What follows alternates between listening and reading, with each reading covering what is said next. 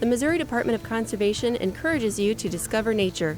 This October, Missouri's colorful fall landscape will put on a show. As the weather cools, the Show Me State's trees start their annual color display. Chlorophyll makes a tree's leaves green.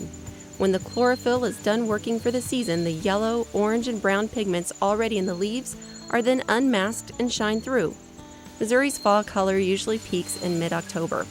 This is when hickories, maples, ashes, sweetgums, and oaks are at the height of their fall display. In late October, bald cypress and tupelo gum trees add their colors.